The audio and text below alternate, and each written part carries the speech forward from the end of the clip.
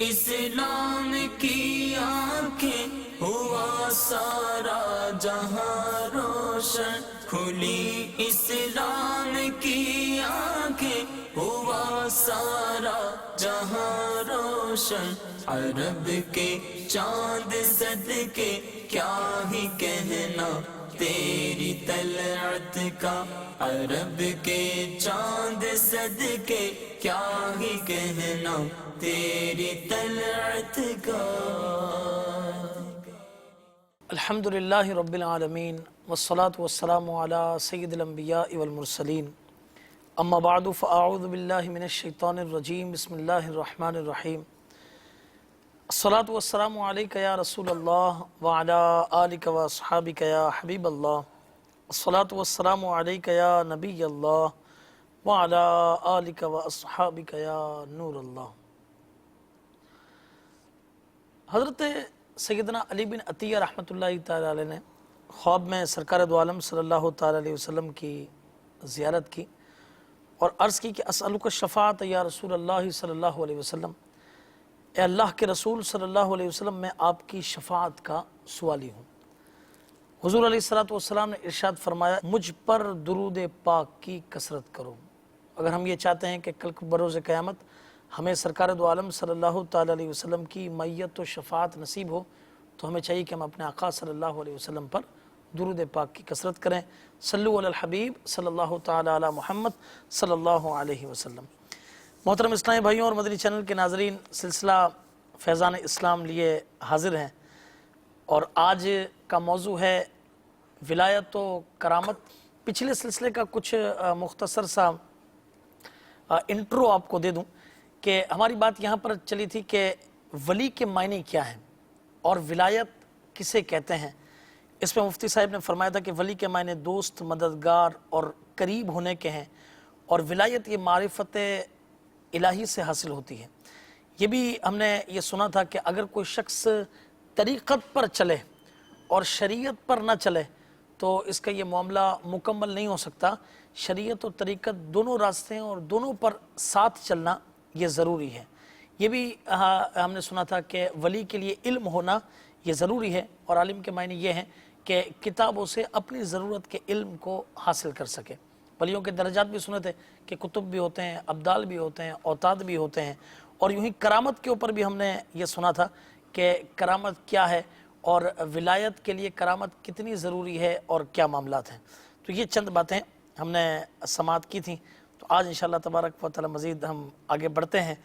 حضور، اللہ کے ولی ہم یوں کہتے ہیں کہ یہ اولیاء اللہ ہیں، مگر ان سے قبل ایک جماعت ہے جس صحابہ اکرام علیہم الرضوان کی جماعت ہے، بہت ہی اعلیٰ مقام اور مرتبہ ان کا۔ تو ان کے اندر سے جماعت صحابہ میں سے کوئی ولی کے طور پر مشہور کیوں نہیں؟ بسم اللہ الرحمن الرحیم۔ یعنی سوال یہ ہے کہ صحابہ کرام کو ولی کیوں نہیں کہا جاتا؟ اولیاء کرام کا جب لفظ آتا ہے تو عام طور پہ ہمارے سامنے یا ہمارے ذہن میں بڑے معروف نام آتے ہیں، سرکار غوث پاک رضی اللہ تعالی عنہ کا، اسی طرح بابا فرید، داتا صاحب، خواجہ غریب نواز، شیخ شہاب الدین سہروردی، خواجہ نظام الدین اولیاء رحمۃ اللہ تعالی علیہ۔ صحابہ کرام کا جب نام لیتے ہیں تو ہم یہ کیوں نہیں کہتے کہ فلاں صحابی ولی تھا؟ کیا صحابہ کرام کے گروہ میں کوئی بھی ولی نہیں تھا؟ صحیح۔ یا اگر تھا تو پھر بطور ولی کے کوئی مشہور کیوں نہیں؟ دیکھیں، اس کے بارے میں عرض یہ ہے کہ صحابی کا مرتبہ ولی سے بلند ہے۔ سبحان۔ ٹھیک، جو نیچے والے کو مرتبہ حاصل ہوتا ہے وہ اس سے اوپر والے کو بھی حاصل ہوتا ہے۔ کیا بات ہے۔ اب صحابی کا مرتبہ چونکہ بہت بلند ہے، لہذا جو مرتبہ ولایت ہے وہ اس کے اس مرتبے کے اعتبار سے چھوٹا ہے۔ صحیح۔ تو جب کسی کا ذکر کیا جاتا ہے تو ہماری ایک روٹین یہ ہے کہ ہم اس کا جو اعلیٰ درجہ ہے اسے بیان کرتے ہیں۔ کیا بات ہے۔ جیسے سرکار غوث پاک رضی اللہ تعالی عنہ کا عمومی تذکرہ ہم یہ نہیں کرتے کہ غوث پاک ایک ولی ہے، ہم کہتے ہیں غوث اعظم، سبحان۔ غوث الثقل ہے، یعنی جو بڑا مرتبہ ہے ان کا وہ بیان کرتے ہیں، کیونکہ ولی ہونے میں تو اور بھی بہت سارے شریک ہیں، ٹھیک، لیکن غوث اعظم ہونے کے اندر کوئی شریک نہیں ہے۔ صحیح۔ اسی طریقے سے صحابہ کرام کا معاملہ ہے، یا ہمارے عرف کے اندر بھی دیکھ لیں کہ جیسے کسی مفتی کے بارے میں یہ سوال نہیں ہوتا کہ کیا مفتی صاحب عالم بھی ہیں؟ صحیح بات ہے۔ وجہ یہ ہے کہ عالم اور مفتی کے مرتبے میں فرق ہے. مفتی بنتا ہی تب ہے جب اس سے پہلے وہ عالم ہو. تو اب جب مفتی کہہ دیا نا تو اب اس کے بعد عالم کہنے کی ضرورت نہیں ہے. صحیح. یہ مفتی صاحب عالم بھی ہیں, یہ کوئی نہیں کہتا صحیح کہ یہ مفتی صاحب عالم بھی ہے ماشاءاللہ, کیونکہ وہ عالم ہے اس کے بعد ہی وہ مفتی بنتا ہے. اسی طرح صحابہ کرام کا جو معاملہ ہے, ولایت چونکہ قرب الہی کا نام تھا, اللہ تعالیٰ کی بارگاہ میں ایک خاص قرب مل جائے تو اسے ولایت کہتے ہیں. اور صحابہ کرام کو نبی پاک صلی اللہ تعالیٰ علیہ وآلہ وسلم کی صحبت مبارکہ کی برکت سے سبحان اللہ. وہ مرتبہ ولایت کلمہ پڑھتے ساتھ ہی حاصل ہو جاتا ہے. کیا بات ہے, کیا بات ہے. وہ جو قرب الہی ہے وہ انہیں اسی وقت حاصل ہو جاتا ہے, کیونکہ کلمہ پڑھا صحابی نے, جب کوئی غیر مسلم مسلمان ہوا, نبی پاک علیہ الصلوۃ والسلام کی زیارت کی یا آپ کی صحبت میں بیٹھا, تو وہ اسی وقت مرتبہ صحابیت پہ پہنچ گیا. کیا بات. اب جب مرتبہ صحابیت پہ پہنچ گیا تو مرتبہ ولایت خود بخود ہی اس کے اندر آ گیا. ایک آدمی کی 1,00,000 روپے تنخواہ لگ گئی تو یہ نہیں پوچھا جائے گا کہ حضور 50,000 بھی ہے نا اس میں. صحیح. بھائی 1,00,000 کے اندر 50,000 ڈیفینیٹلی انکلوڈ ہوتے ہیں. جی جی. تو اسی طرح جب مرتبہ صحابی مل گیا تو مرتبہ ولایت اس کے اندر خود بخود آ جاتا ہے. لہذا تمام صحابہ کرام اللہ تعالیٰ کے ولی, یعنی تمام کو اللہ تبارک و تعالیٰ نے مرتبہ ولایت دیا تھا, اپنا خاص قرب عطا فرمایا تھا. لیکن چونکہ ان کا مرتبہ صحابیت بہت بلند ہے, لہذا پھر لفظ ولی کے ساتھ ان کی تعبیر کم کی جاتی ہے, ورنہ لفظ ولی سے اگر صحابہ کرام کو تعبیر کرے تو اس میں کوئی حرج نہیں ہے. جیسے مثال کے طور پہ جب قرآن پاک کی آیت نازل ہوئی, الا ان اولیاء اللہ لا خوف علیہم ولا هم یحزنون, آخر یہ کن کے بارے میں تھی؟ اس وقت یا تو کافر تھے یا صحابہ کرام تھے. تو اب یہ جو آیت مبارکہ تھی اور یا اولیاء کرام کے بارے میں جو دیگر آیات مبارکہ ہیں وہ کس کے بارے میں نازل ہوتی تھی؟ تو وہ یہی والے تھے صحابہ کرام جن کو اللہ تعالیٰ قرآن پاک میں اولیاء اللہ فرماتا تھا. لہذا ہر صحابی اللہ کا ولی ہے, لیکن چونکہ بڑا مرتبہ موجود ہے تو لہذا جو اسے نیچے والا مرتبہ ہے اسے ذکر نہیں کیا جاتا. صحیح. اب حضرت ایک عمومی عام آدمی کا سوال ہے کہ جتنے بھی اولیاء کرام کا آپ نے نام لیا تو کرامات کے حوالے سے بہت مشہور ہیں. صحابہ کرام علیہ رضوان کی کرامات کا ظہور اتنا, یعنی جیسے کہ اتنی فریکوینٹ, یعنی یہ نہیں ملتا, تو کیا اس کرامت کے اعتبار سے یہ اس دار و مدار سے یہ معاملہ کچھ نہیں ہوگا اس طرح, یعنی صحابی کا کرامت دکھانا بھی کیا ضروری ہے؟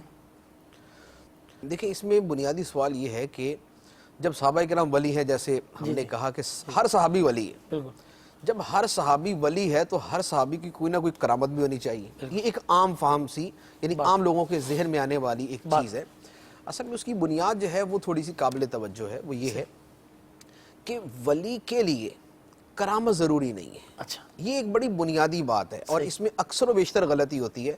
اسی لیے جب کسی کے متعلق لفظ ولی استعمال کیا جائے تو فوری طور پہ ذہن کرامت کی طرف منتقل ہو جاتا ہے.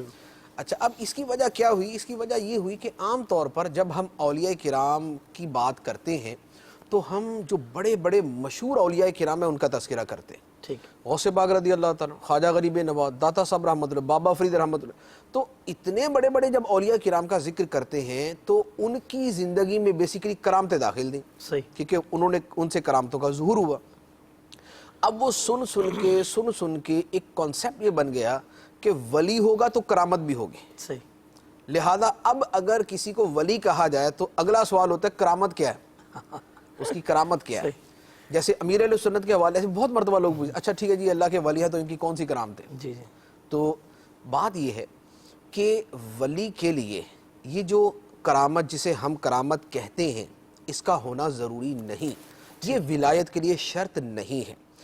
ولی کے لیے اصل شرط ہے کہ اللہ تعالیٰ نے اسے قرب کا وہ مقام عطا کر دیا. سبحان اللہ, سبحان اللہ. اسے قرب کا وہ مقام عطا کر دیا تو وہ ولی ہے.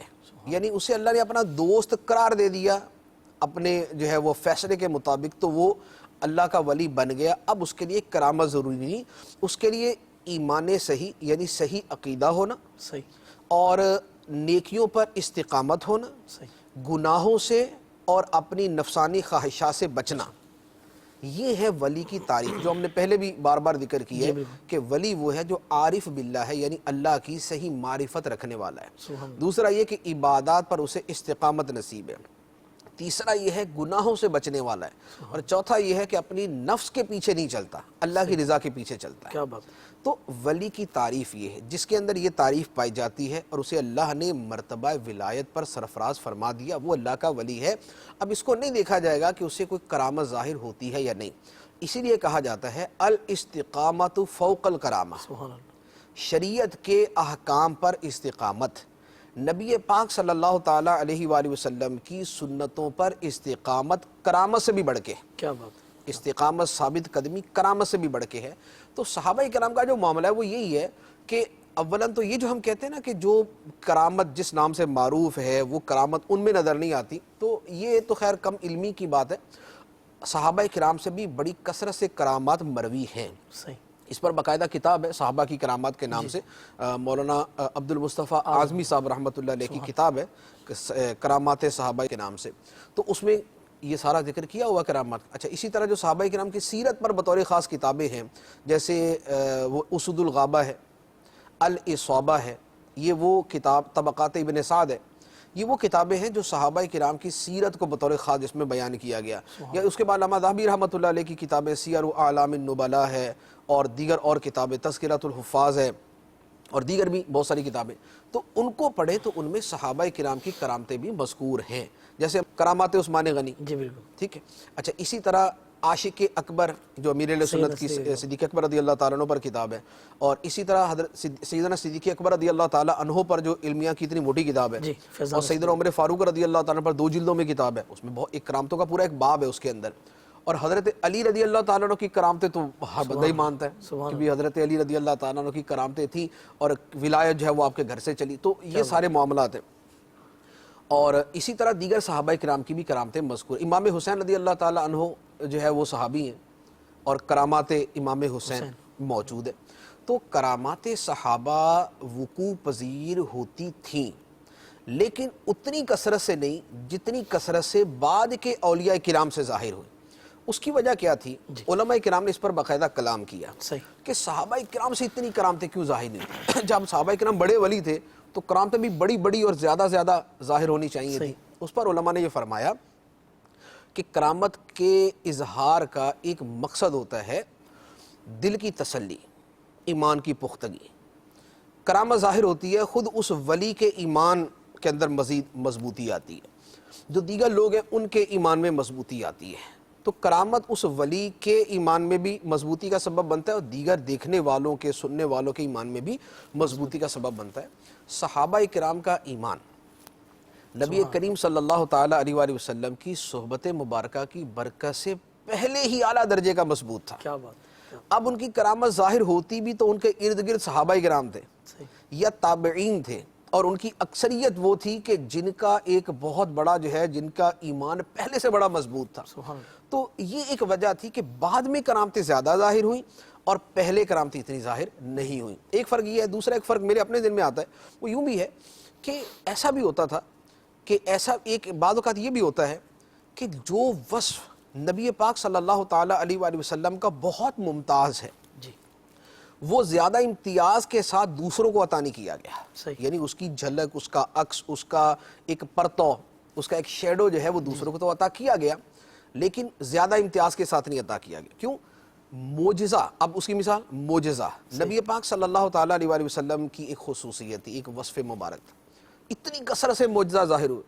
اب اگر کسی دوسرے سے بھی یوں ہزاروں کی تعداد کے اندر ایسی خلاف عادت باتیں ظاہر ہوتی تو لوگ کہیں اس کے بارے میں بد عقیدگی کا اور غلو کا شکار نہ ہو جاتے، صحیح فرمایا، کہ اس کے بارے میں بھی کہتے ہیں کہ شاید سرکار کے بعد ان کو نبوت عطا کی گئی ہے۔ تو لہذا اللہ تبارک و تعالیٰ کی حکمت ہے کہ اللہ تبارک و تعالیٰ نے وہ ایک امتیاز رکھا کہ سرکار علیہ الصلوۃ والسلام کے فوراً بعد اتنی کثرت کے ساتھ کرامات کا معاملہ نہیں فرمایا۔ جب ایک زمانہ گزر گیا، عقیدہ ختم نبوت بھی دلوں کے اندر بالکل جم گیا، اور ہر طرح کی ایک ذہن سے وسوسے نکل گئے، اور ختم نبوت لوگوں کے ذہن میں بیٹھ گیا۔ اب اس کے بعد پھر غوث پاک بھی آئے، پھر دیگر بھی آئے، ان سے اتنی کرامتیں ظاہر ہوئیں، لیکن کسی کے وہم و گمان کے اندر بھی یہ بات نہیں آئی کہ بھئی ان کو نبی کہا جائے یا سرکار کے بعد یہ نبی بن گئے۔ تو اس طرح کی اور بھی حکمتیں ہیں کہ جن کی وجہ سے صحابہ کرام سے اتنی کرامتیں ظاہر نہیں ہوئیں، لیکن بعد والوں سے کرامتیں زیادہ ظاہر ہوئیں۔ اچھا حضرت، بات چلی انبیاء کرام علیہ الصلوۃ والسلام کی، تو انبیاء کرام علیہ السلام ان کا مقام اور مرتبہ یہ صحابہ کرام علیہ رضوان سے بھی اعلیٰ اور افضل ہے بلا شبہ. تو ولی کا لفظ کیا کسی نبی کے لیے استعمال ہو سکتا ہے؟ کیونکہ جیسے مددگار قرب کے معنی میں. ولی کا لفظ نبی کے لیے جی. استعمال ہو سکتا ہے یا نہیں، یا یوں کہہ لیں کہ کیا نبی بھی ولی ہوتا ہے؟ جی تو اس میں دونوں چیزوں کے حوالے سے جواب یہ ہے صحیح. کہ نبی ولی بھی ہوتا ہے اور نبی پر ولی کا لفظ بھی بولا جا سکتا ہے، لیکن اس میں تھوڑا سا یہ دیکھنا ہوتا ہے کہ کہاں بولا جا رہا ہے اور کہاں لکھا جا رہا ہے. صحیح. کیونکہ ایک ہمارے عرف کے اعتبار سے جب نبی اور ولی کا ایک جو فرق ہے وہ لوگوں کے ذہن میں بڑا بین ہے. جی. اب اگر کسی کے حوالے سے یہ کہہ دیں نا کہ وہ ولی تھے تو فوراً لوگوں کا ذہن اس طرف چلا جاتا کہ اچھا پھر وہ نبی نہیں تھے. تو جہاں پر ایسے لوگوں کے ایمان کے حوالے سے کچھ خدشات ہوں تو وہاں پر پھر سوچ سنبھل کے یہ لفظ استعمال کرنا چاہیے، ورنہ چونکہ ولی کا مطلب ہے اللہ کا دوست، صحیح. اللہ کا مقرب. تو نبیوں سے بڑھ کے اللہ تعالیٰ کا مقرب کون ہوگا اور اللہ تعالیٰ کا دوست کون ہوگا؟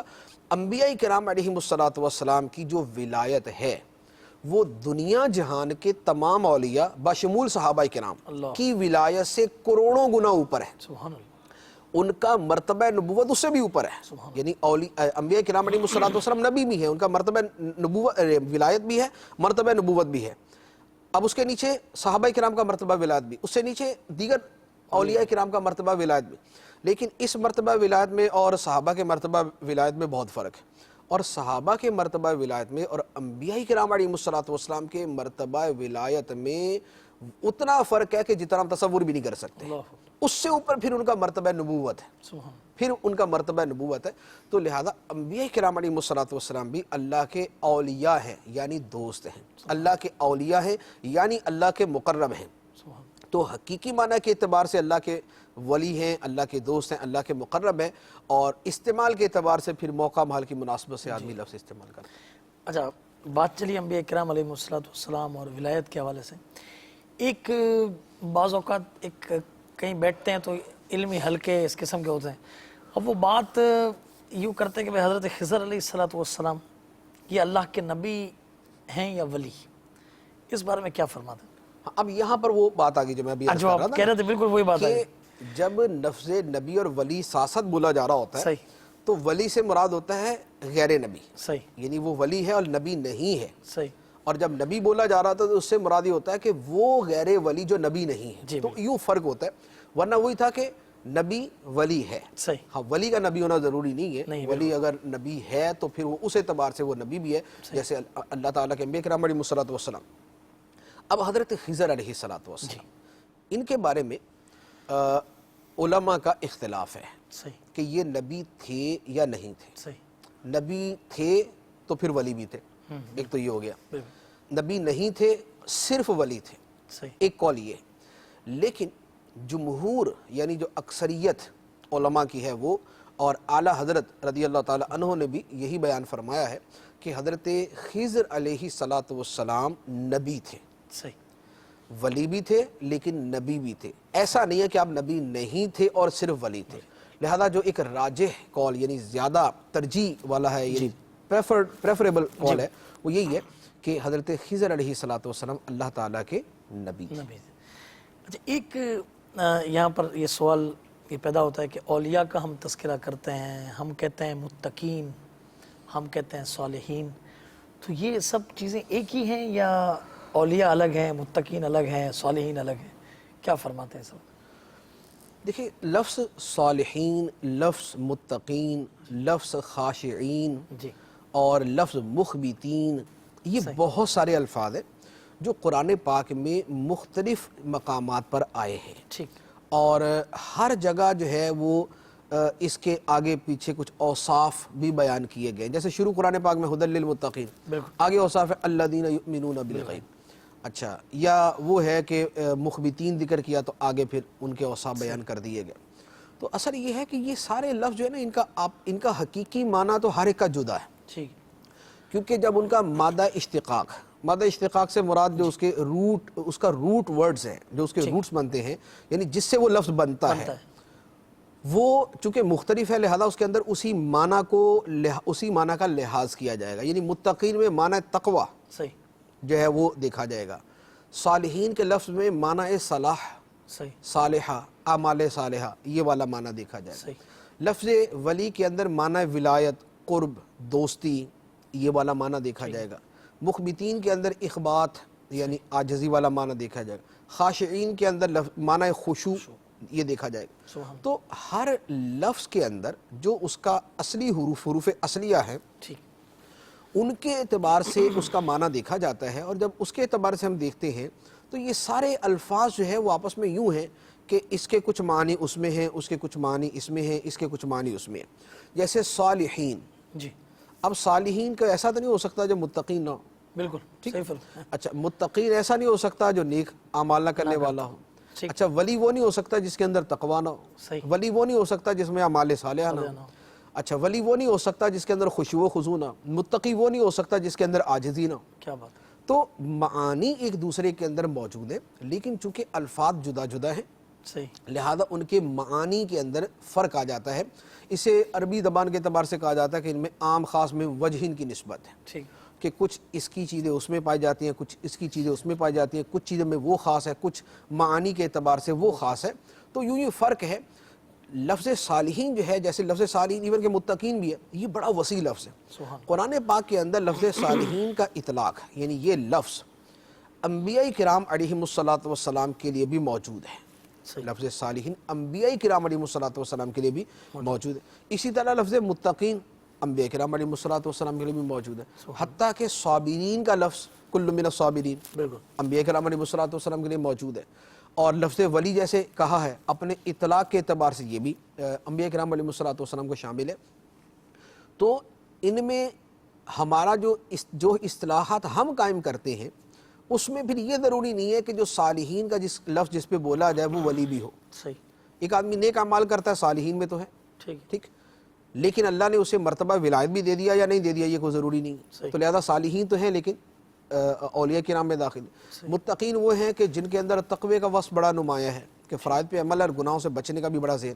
اب متقین کا اطلاق تو ہو جاتا ہے لیکن ولی کا اطلاق پھر نہیں ہوگا، ولی پھر وہ مرتبہ ڈیمانڈ کرتا ہے کہ وہ مرتبہ اس کو اللہ تعالیٰ نے دیا یا نہیں دیا۔ تو اس اعتبار سے فرق بھی ہے اور کئی اعتبار سے آپس میں ایک دوسرے کے ساتھ جمع بھی ہیں۔ تو لہذا یہ الفاظ ہر مرتبے کے اعتبار سے بولے جاتے ہیں۔ صالحین کا ایک ابتدائی درجہ ہے جس میں ہمارے زمانے کے بھی بہت سارے لوگ جو ولی نہیں بھی ہیں وہ بھی شامل ہو جائیں۔ صالحین کا ایک وہ مرتبہ آئے گا جس میں صرف اولیاء کرام آئیں گے۔ صالحین کا ایک اس سے اوپر کا مرتبہ آئے گا جس میں انبیاء کرام علیہم الصلوۃ والسلام ہوں۔ اسی طرح متقین کا ہے، متقین کا ادنا درجہ بھی ہے، اوپر کا۔ تو یہ رینکس ہیں اس کے اندر نا، یعنی یہ درجات ہیں۔ اب درجات کے اعتبار سے نیچے سے لے کر اوپر تک بہت سارے درجے ہوتے ہیں، جیسے خود ولایت کے اندر صحیح ولایت کا ابتدائی درجہ بھی ہے، اس کا اوپر بھی ہے، اوپر بھی ہے، اوپر بھی ہے، اوپر غوث پاک بھی ہے۔ تو اسی طرح صالحین کے اندر، اسی طرح متقین کے اندر، اسی طرح خاشعین کے اندر، اسی طرح مخبتین کے اندر، تو یہ سارے الفاظ ان معنی کے اعتبار سے دیکھے جاتے ہیں۔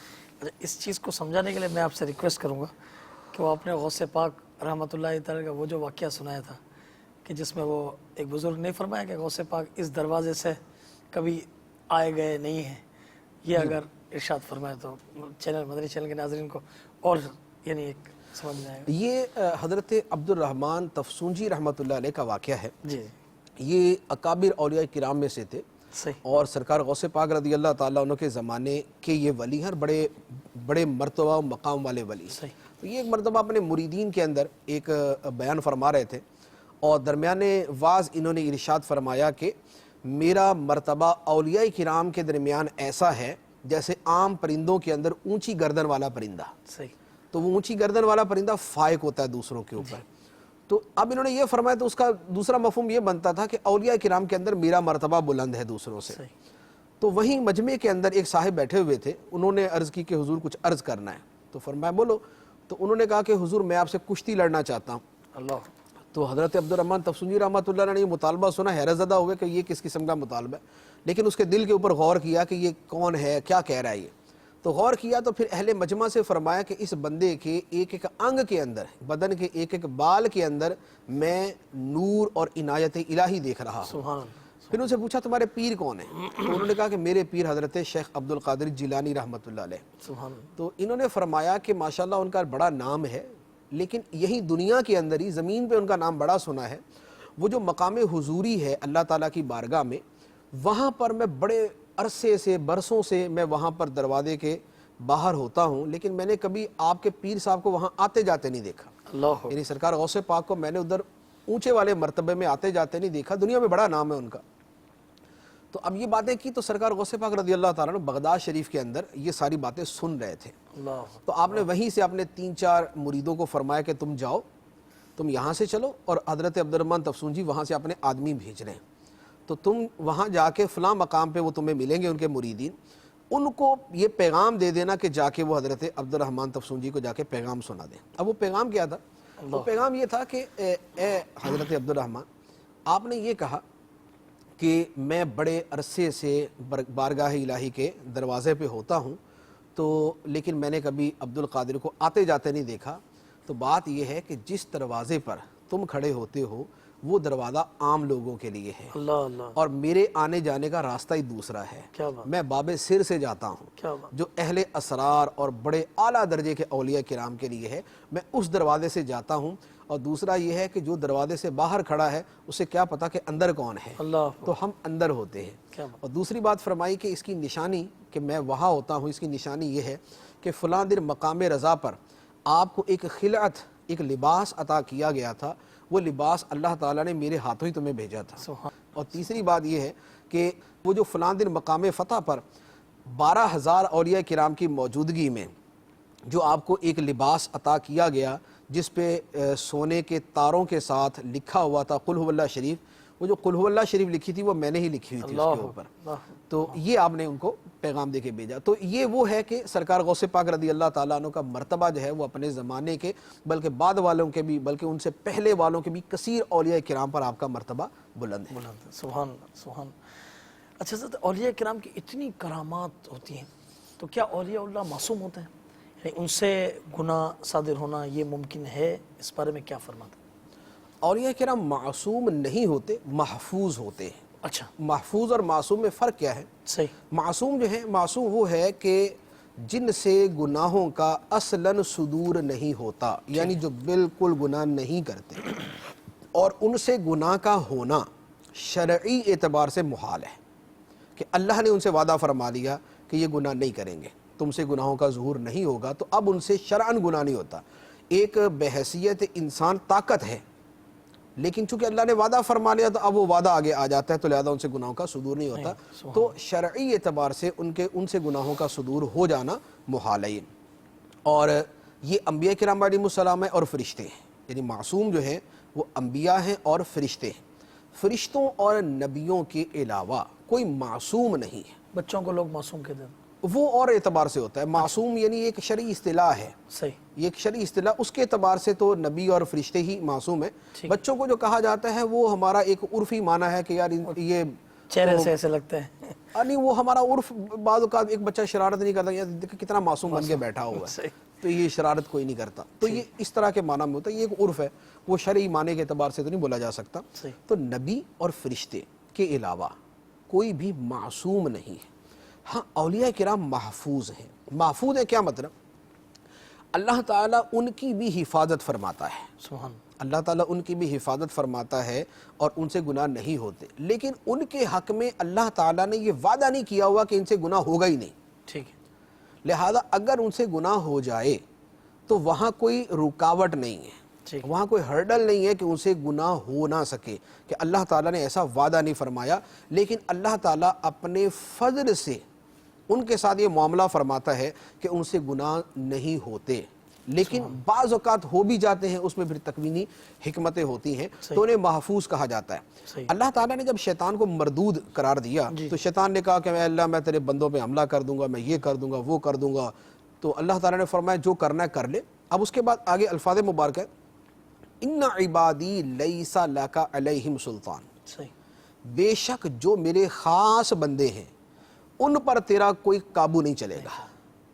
تو یہ جو ہے کہ خاص بندوں پر قابو نہیں چلے گا، اس میں انبیاء کرام علیہ السلام اپنے مرتبے کے اعتبار سے ہیں اور اولیاء کرام رضوان اللہ علیہم اجمعین اپنے مرتبے کے اعتبار سے ہیں. تو لہذا اولیاء کرام کو معصوم نہیں کہہ سکتے، ان کو محفوظ کہیں گے کہ ان کی حفاظت ہوتی ہے گناہ ہونے سے، کہ گناہ ان سے صادر نہ ہو. سبحان اللہ، سبحان اللہ. دو کالز آئی ہوئی ہیں موضوع کے متعلق. جی سنا دیجیے. السلام علیکم ورحمۃ اللہ وبرکاتہ. وعلیکم السلام ورحمۃ اللہ وبرکاتہ. مفتی صاحب کی بارگاہ میں عرض ہے، جواب عنایت فرمائیے کہ اور ابدال یہ جو اولیاء کرام کے درجے ہیں ان میں کیا فرق ہوتا ہے؟ نیز اکثر مزارات پہ قطب الاقطاب غوث اعظم لکھا ہوتا ہے، کیا ایسا لکھنا درست ہے؟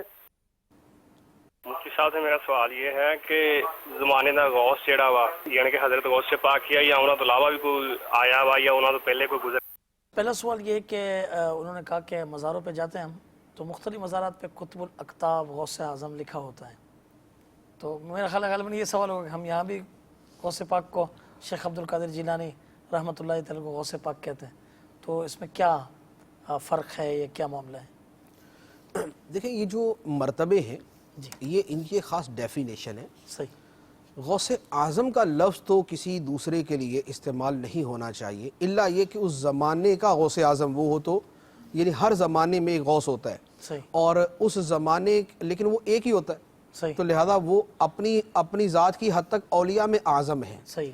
لیکن غوثوں میں جب کمپیریزن ہوتا ہے تو پھر سرکار غوث پاک رضی اللہ تعالیٰ عنہ کا ایک خاص نام ہے، یہ دوسروں پر استعمال نہیں ہونا چاہیے. اور غوث اعظم جو سمجھدار ہیں اور جن کو تھوڑا سا واقعی معلومات بھی ہیں کچھ اس ولایت والی فیلڈ کی، تو وہ تو غوث اعظم کا لفظ دوسرے کے لیے استعمال نہیں کرتے. ہاں قطب الاقطاب کا لفظ ہوتا ہے. جی جی. قطب الاقطاب جو ہے یہ لفظ یہ چونکہ ایک ٹرم ہے، صحیح.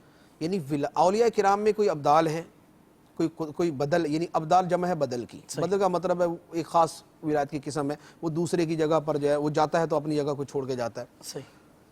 اب یہ کوئی ہے اور اس کے بارے میں معلوم ہے، خواہ اس کے اپنے دعوے سے کہ وہ ولی اور اس نے بتا دیا کہ میرا مرتبہ قطب الاقطاب کا ہے، یا اس کے بارے میں دیگر اولیاء کرام یہ کہتے ہیں، تو پھر تو اس کے لیے وہ لفظ استعمال کیا جائے. ورنہ یہ ہے کہ ہر نیک بندہ جو فوت ہوا اسے یکدم قطب الاقطاب ہی بنانا ہے، یہ بڑی ایک عجیب سی روش ہے، اس کا کوئی سر پیر نہیں ہے، یہ طریقہ کار نہیں ہونا چاہیے. القاب دینے کے اندر تھوڑا سا یہ دیکھ لیا جائے کہ وہ لقب اس پر شرعی اعتبار سے چسپاں کرنا، اس پہ منطبق کرنا یہ درست بھی ہے یا نہیں. جیسے اب مثال کے طور پہ امام مسجد، تو ہر امام مسجد کو اگر مفتی صاحب کہنا شروع کر دیں تو بات نہیں بنے گی، ٹھیک ہے. اچھا اسی طرح جو ہے مفتی ہے تو ہر مفتی کو جناب مفتی اعظم ہندو سندھی کر دیں اس کو، یہ بھی درست نہیں. جس کا مرتبہ ہے اس کے لیے وہ لفظ استعمال کیا جائے. اسی طریقے سے ولایت کے مراتب ہیں. قطب ایک ولیوں کی ایک خاص قسم ہے.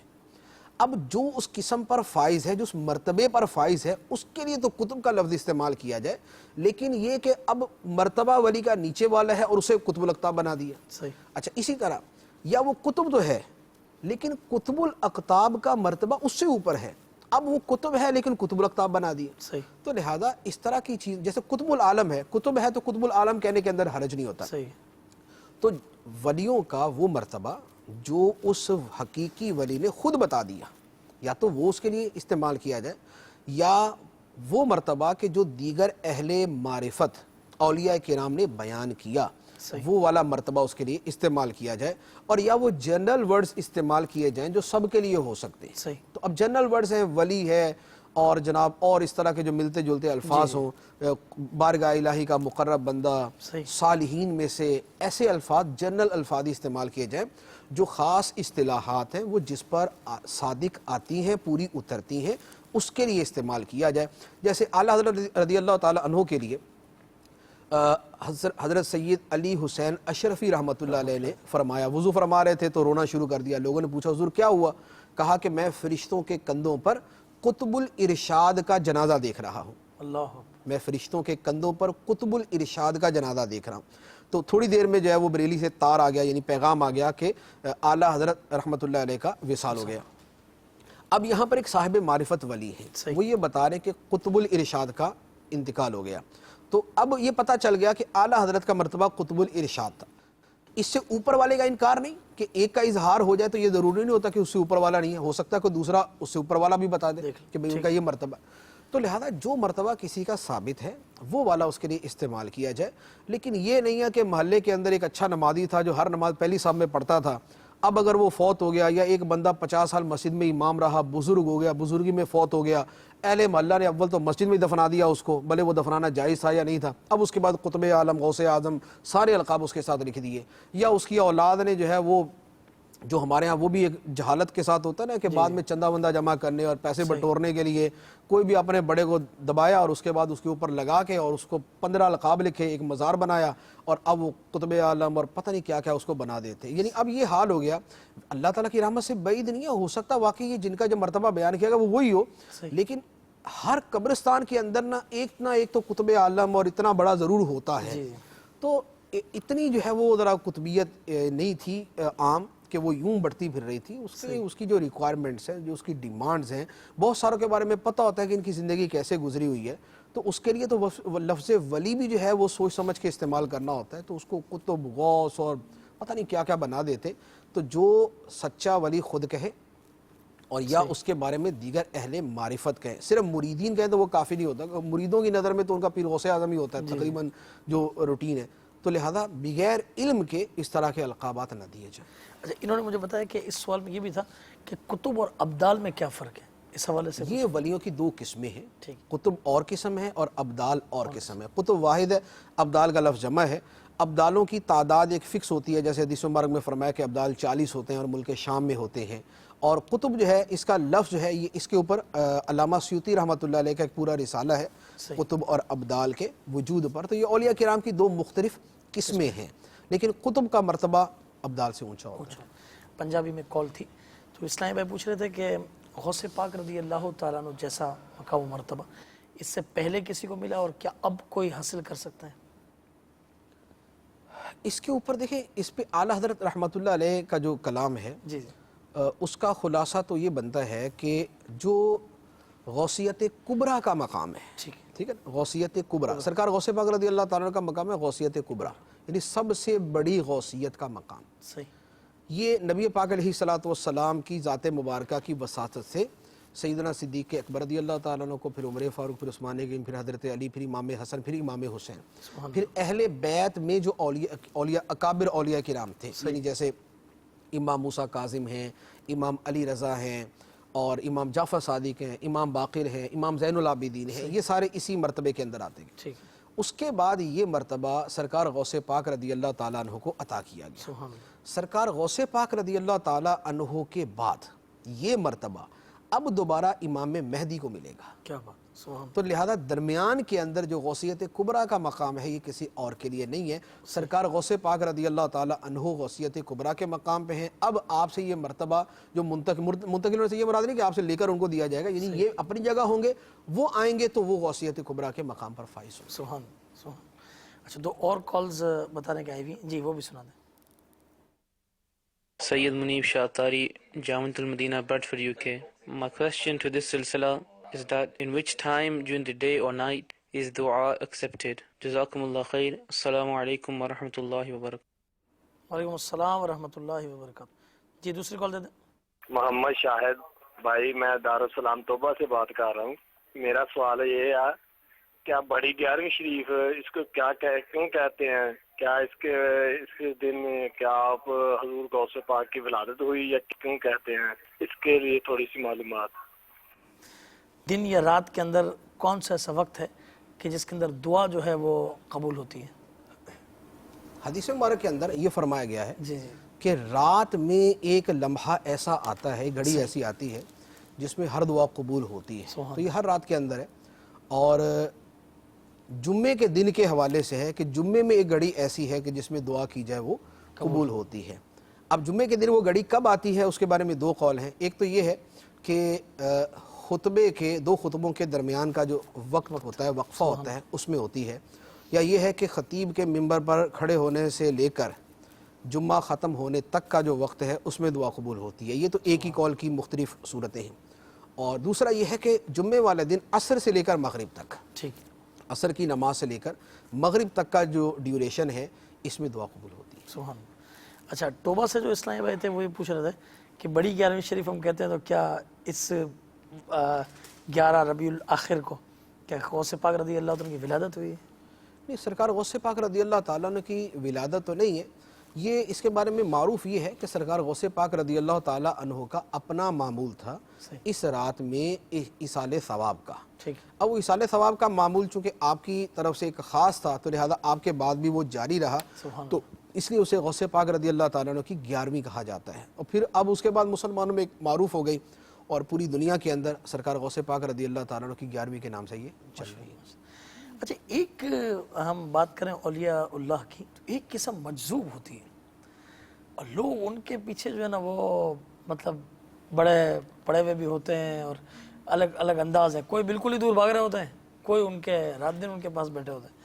تو کیا یہ مجذوب بھی اولیاء کرام رحمہ اللہ السلام کی اقسام میں سے ہیں, اور ان کے بارے میں یعنی ہمیں کیا حکم ہے کہ کیونکہ وہ ظاہری ان کا معاملہ حلیہ بعض اوقات اس حوالے سے ہوتا ہے, تو کیا فرماتے ہیں مجذوب کے حوالے سے؟ دیکھیں مجذوب جو ہے وہ ہے تو اولیاء کرام کی قسم, ٹھیک ہے, لیکن وہ معروف قسموں سے ہٹ کر ہے. کیونکہ معروف قسموں میں تو یہ تھا نا کہ گناہوں سے بچتا ہو اور خواہشات کے پیچھے نہ چلتا ہو, عبادت پر استقامت ہو. اب مجذوب جو ہے وہ اس کی عقل زائل ہو چکی ہوتی ہے, لہذا اس کی عبادت اور گناہوں سے بچنے والی تو صورت ہو نہیں سکتی, لہذا یہ اس تعریف کے اعتبار سے تو یہ ولی نہیں ہوتے, لیکن یہ ولیوں کی ایک جدا قسم ہے.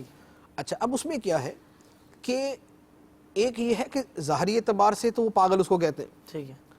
اب یہ جو افراط و تفرید ہے اس کے اندر, یعنی اس میں حد سے زیادہ بڑھ جانا یا بہت ہی بالکل ہی پرواہ نہ کرنا, اس میں یہ ہوتا ہے کہ کچھ لوگ تو انتہائی ضعیف الاعتقاد یعنی کمزور ایمان والے ہوتے ہیں, اور وہ ڈر کے مارے ہر پاگل کو سلام کر کے اس کے جناب گھٹنوں کے اندر بیٹھے ہوتے ہیں کہ پتہ نہیں یہ اللہ کا ولی ہے. تو بھئی ہر پاگل اللہ کا ولی نہیں ہے, ٹھیک ہے, اور جو اللہ کا ولی ہے اس کے لیے ہم لفظ پاگل نہیں استعمال کرتے, اس کے لیے مجذوب کا لفظ استعمال کرتے ہیں, اس کے لیے بولتے ہیں اس کی عقل زائل ہو چکی. اب وہ کیا ہوتے ہیں؟ مجذوب کا مطلب یہ ہوتا ہے کہ اللہ تعالیٰ کی معرفت کی کوئی تجلی اس پر ظاہر ہوئی, کہ اللہ تعالیٰ کے اسرار میں سے کوئی راز اس کے اوپر ظاہر ہوا اور اس کی عقل اسے برداشت نہیں کر سکی. ٹھیک, عقل برداشت نہیں کر سکی تو اس کی عقل جو ہے وہ اڑ گئی. صحیح. تو یہ اب اس تجلی کے اندر مشغول ہو جاتا ہے. اللہ جو اللہ نے اس کو مقام یا جو راز دکھایا ہوتا ہے, جو اس پر ظاہر کیا ہوتا ہے, یہ اس میں مشغول ہو جاتا ہے اور بقیہ دنیا کی سینس اس کی ختم ہو جاتی ہے. صحیح. تو جس کو واقعی یہ مرتبہ دیا گیا وہ اللہ کا ولی ہے کہ اس کے اوپر ایسا ایک مرتبہ ایک اسرار میں سے کوئی چیز کھلی ہے اور اس کے ساتھ یہ معاملہ ہو گیا. لیکن وہی کہ بھئی جو پاگل دیکھا اور جس نے کپڑے اتارے ہوئے اس کو ولی مان کے اس کے پیچھے پیچھے چلنا شروع کر دیے, جاہلانہ رویہ, ایسا نہیں ہونا چاہیے. اچھا اب باقی یہ کہ ان کے قریب جانا چاہیے یا نہیں, اس میں عافیت یہ ہے, عافیت یہ ہے کہ ان کو تکلیف ہرگز نہ پہنچائے جائے, خواہ وہ کوئی بھی ہو. وہ تو پاگل حقیقی یعنی پاگل ہے اور کچھ بھی نہیں ہے اس کا, اس کو بھی تکلیف تو نہیں پہنچانی چاہیے. تکلیف جانور کو نہیں پہنچانے کی اجازت تو یہ تو بہرحال انسان ہوتا ہے, تکلیف نہ پہنچائی جائے. دوسرا یہ ہے کہ ان کو کوئی ان کی جو جائز خواہش ہے, ان کی طلب ہے, وہ پوری کر دی جائے, لیکن ان کے قرب سے بچا جائے. ٹھیک ہے, ان کے قرب سے بچا جائے. وجہ یہ ہوتی ہے کہ جب عقل سلامت نہیں, اب کسی وقت کوئی بھی موڈ ہو سکتا ہے. ٹھیک ہے, اب کسی موڈ میں کچھ بول دیا اور وہی ہو گیا, تو اچھا والا خدمت گزار الٹا لڑک جائے گا. صحیح, کہ کسی وقت ان کو کسی بات میں ان کو تنگ تو مکھی نے کیا, انہوں نے اس کی کوئی نہ کچھ کر دیا اور یہ بیچارہ گیا اپنی دنیا کا نقصان کر کے بیٹھ گیا. تو یہ ہے کہ ان کو نفع پہنچا دیا جائے, ایذا سے بہر صورت بچا جائے, خواہ وہ کوئی بھی ہو, لیکن زیادہ قرب سے جو ہے وہ آدمی اپنے آپ کو بچائے, یہ خطرناک ثابت ہو جاتا ہے. اچھا لیکن جو سچا مجذوب ہوگا, اعلیٰ حضرت علیہ رحمٰ نے اس کی پہچان لکھی ہے, فرمایا کہ وہ کبھی شریعت سے مقابلہ نہیں کرتا. ٹھیک ہے, شریعت پہ عمل تو نہیں کرے گا کہ اس کی عقل ہی نہیں ہے تو وہ نماز نہیں پڑھے گا, وہ ایسا کچھ نہیں کرے گا, لیکن وہ شریعت سے مقابلہ نہیں کرے گا, یعنی شریعت کا جیسے مذاق نہیں اڑائے گا. صحیح ہے, کہ جناب شریعت کے بارے میں غلط الفاظ استعمال کرے, توہین کرے شریعت کی, ایسا وہ کام نہیں کرے گا. یہ اس کی ایک پہچان ہے. تو اب اس میں کنفیوژن بہت زیادہ ہو جاتا ہے. اول تو بہت بڑی تعداد وہ ہے کہ جو واقعی ایسی ہوتی نہیں ہے, اور صرف انہوں نے بیچارے دنیا سے اکتائے ہوتے ہیں, مایوسی کی انتہا میں پہنچ کے ایک ہی جناب وہ کپڑا پہن کے وہ گھوم رہے ہیں آرام سے, ٹھیک ہے, یا پڑھ کے بعدوں کا لوگ پاگل ہو جاتے ہیں, وہ والی صورت ہوگی. تو اس کا کچھ اثر, یا کوئی ورد وظیفہ کیا اس کا الٹا اثر ہو گیا, یہ بھی بہت زیادہ ہوتا ہے کہ رجعت عمل ہوتی ہے, یعنی عمل کا اثر لوٹ کے آتا ہے, اس کی وجہ سے آدمی کی عقل زائل ہو جاتی ہے, لیکن وہ بھی ولی نہیں بن جاتا. یعنی ایک آدمی اگر عمل کی رجعت سے بھی پاگل ہو گیا تو ضروری ہے کہ وہ ولی ہی بن جائے. تو بہت ریئر افراد ہوتے ہیں, بہت قلیل افراد ہوتے ہیں کہ جن پر مجذوب ولی کا اطلاق آتا ہے. ہمیں جس کے بارے میں وہی کہ اہل معرفت بتا دیں کہ یہ اللہ کا ولی ہے, یا جس کے آثار ایسے ظاہر ہو جائیں کہ یہ اللہ کا ولی ہے, تو اس کے بارے میں جو ہے ہم ولایت کی بات کریں گے, اسے مجذوب قرار دیں گے.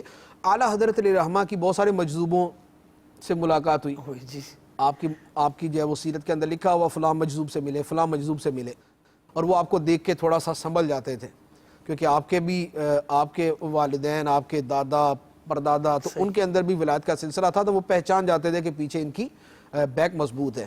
لیکن یہ ہے کہ ان کے حوالے سے نہ تو وہ کیا جائے کہ جو بالکل ہی دنیا دار اور جی یہ تو ہے ہی پاگل ہیں, ان کے پیچھے پاگلوں کے پیچھے کیا پڑ گئے, یہ رویہ بھی نہ اختیار کیا جائے. توہین اصلاً کسی نہ کی جائے, ایذا کسی کو نہ پہنچائی جائے, خواہ وہ مجذوب ہے یا وہ محض پاگل ہے. اور جس کے بارے میں مجذوب ہونے کا پتہ ہو اس کے بارے میں بھی رویہ محتاط اختیار کرنا چاہیے. تکلیف نہ دی جائے, نفع پہنچایا جائے. دعا لینے کی کوئی صورت ہے کہ کسی وقت موجود میں آ کے سب کو دعائیں دے رہے ہیں, جب دعائیں دے رہے تو جا کے دعا بھی لے لی.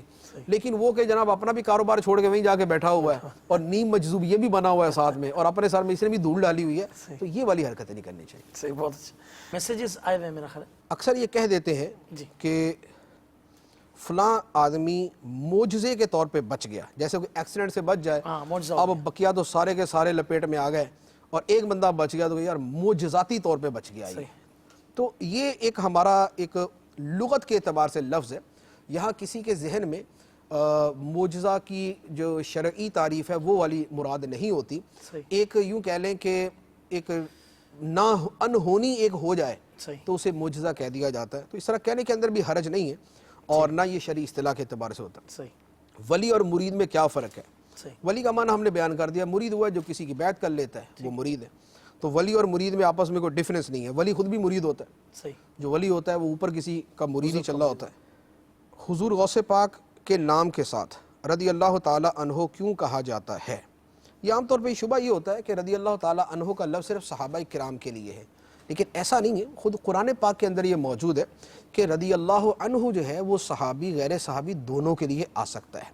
جیسے قرآن پاک کے اندر یہ رضی اللہ عنہ ورضوا عنہ ذالک لمن خشی ربہ, رضی اللہ عنہ اللہ ان سے راضی ہوا, وہ اللہ سے راضی ہو, یہ اس کے لیے ہے جو اپنے رب سے ڈرے. کیا بات. تو قرآن پاک کی آیت یہ ہے کہ اس کے لیے ہے جو اپنے رب سے ڈرے. تو لہذا نیک اولیاء کرام کے لیے بھی رضی اللہ عنہ کا لفظ استعمال کر لیا جاتا ہے. اصل میں ہمارے زمانے میں تھوڑا سا ایک عرف کے اعتبار سے فرق پڑ گیا, ورنہ پرانے زمانے میں ایسا نہیں تھا. جو علماء کرام تھے وہ اپنے اساتذہ کو اور دیگر اولیاء کرام کے حوالے سے یہ لفظ لکھا کرتے تھے. تو یہ پہلے یہ چلتا آ رہا تھا, اور ابھی اہل علم کے اندر اتنا فرق نہیں سمجھا جاتا. علماء جو کتابیں پڑھتے ہیں اس میں یہ چلتا ہے یہ سارا. جیسے صاحب ہدایہ کی یہ ہدایہ شریف جو فقہ کی مشہور کتاب ہے, اس میں ان کے جس شاگرد نے نقل کیا تو وہ یہ کہتے قال رضی اللہ عنہ. تو اہل علم کے درمیان اس میں کوئی ایسا اشتباہ نہیں ہے. عوام کے اندر یہ شبہ ہو جاتا ہے کہ شاید رضی اللہ عنہ صرف صحابہ کے لیے ہے, تو شرعی اعتبار سے کوئی تخصیص نہیں ہے. ہاں بولنے میں اگر کوئی یہ رعایت کرے کہ صحابہ کرام کے لیے رضی اللہ عنہ اور غیر صحابی ولی کے لیے رحمت اللہ علیہ یا اور اس سے ملتا جلتا کوئی استعمال کرے تو اس میں حرج نہیں ہے, لیکن رضی اللہ عنہ کا لفظ بھی استعمال کرنے میں کوئی حرج نہیں ہے. قرآن پاک سے ثابت ہے. فنا اور بقا کیا ہے؟ یہ تو بڑا زبردست. یہ فنا اور بقا جو ہے یہ اصطلاحات ہیں تصوف کی, اور ان کے بڑے دقیق معانی ہیں.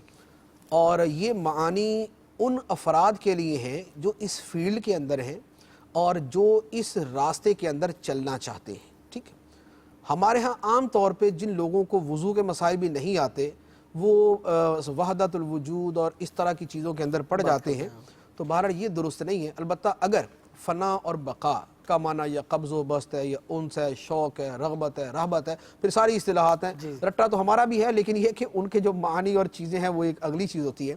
تو امام قشیری رحمۃ اللہ علیہ کی, امام ابو القاسم قشیری رحمۃ اللہ علیہ کی کتاب رسالہ قشیریہ, اس میں بہت تفصیل سے ان پر کلام ہے. اسی طرح کشف المحجوم میں داتا صاحب رحمۃ اللہ علیہ نے اس پر بڑا خوبصورت کلام کیا ہے. اسی طرح امام شعرانی رحمۃ اللہ علیہ کی کتابوں کے اندر بھی اس کا تفصیل کے ساتھ تذکرہ موجود ہے. اسی طرح سرکار غوث پاک رضی اللہ تعالیٰ عنہ کی جو فتوح الغیب ہے اس سے بھی اس کا سینس اور اس کا فہم جو ہے وہ حاصل ہو جاتا ہے.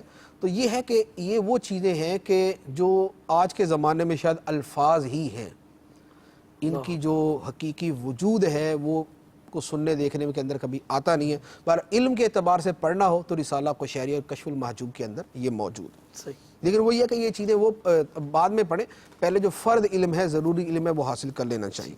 انبیاء کرام علیہم السلام اپنی قبروں میں حیات ہیں, کیا ولیوں کے بارے میں بھی ایسی آیت اور حدیث ہے؟ قبروں کی زندگی کے اوپر کثیر احادیث ہیں. صحیح. قبروں کی زندگی پہ کثیر احادیث ہیں. اعلیٰ حضرت علیہ الرحمہ کی کتاب ہے حیات الارواح یا حیات الاموات, اس میں تقریباً 400 کے قریب اعلیٰ حضرت علیہ الرحمہ نے احادیث مبارکہ نقل فرمائی ہیں, جن میں دنیا سے جانے والوں کے افعال, اعمال, حرکات, آنا جانا, دیکھنا, سننا, کلام کرنا, یہ سارے کا سارا بیان کیا گیا ہے. صحیح. اور حیات کے اوپر بڑی واضح سی دلیل میں عرض کر دیتا ہوں. جیسے ہمیں یہ حکم ہے کہ جب ہم قبرستان جائیں جی. تو قبرستان جا کے ہم کہیں السلام علیکم یا اہل القبور, بالکل. یغفر اللہ لنا ولکم وانتم صالحون ونحن بالاثر, ٹھیک. اور بھی اس طرح کی دیگر الفاظ بھی ہیں. اب اس میں ہے کہ جا کر سلام کہیں. سلام جو ہے کسی بے روح چیز کو نہیں کہا جاتا, یعنی ایسی شے کو نہیں کہا جاتا جسے ادراک نہیں ہے. ہم اپنے گھر کی دیواروں کو جا کے سلام نہیں کر رہے ہوتے, دیوار السلام علیکم ٹھیک ٹھاک رہی, پریشان تو نہیں, بوریت تو نہیں, ایسا نہیں کرتے. تو قبرستان جا کر جو سلام کہنے کا حکم ہے ہمیں, اور جو سنت ہے وہ اسی لیے ہے کہ وہ سنتے ہیں, اور سننا جو ہے وہ زندگی کی علامت ہے. صحیح. حیات ہے ہی وہ کہ جس کے ذریعے ادراک ہوتا ہے, سننے کا ادراک اور حصول علم کا ادراک ہوتا ہے. تو یہ حدیث مبارک بڑی واضح دلیل ہے. جب عام مردوں کے حوالے سے یہ ہے تو اولیاء کرام کا مرتبہ تو ان پر بلند ہے, تو لہذا اس پر کثیر روایتیں موجود ہیں اور ان سے اس کا ثبوت ہے. تو الحمدللہ آج ولایت و کرامت کے حوالے سے آپ نے بہت سارے ایمان افروز مدنی پھول مفتی صاحب سے سماعت کیے. اللہ تعالی ہم سب کو عمل کی توفیق عطا فرمائے. آمین بجاہ النبی الامین صلی اللہ تعالی علیہ وسلم. صلو علی الحبیب صلی اللہ تعالی علی محمد صلی اللہ علیہ وسلم. کھلی اسلام کی آنکھیں, ہوا سارا جہاں روشن. کھلی اسلام کی آنکھیں, ہوا سارا جہاں روشن. عرب کے چاند صدقے کیا ہی کہنا تیری طلعت کا, عرب کے چاند صدقے کیا ہی کہنا تیری طلعت کا.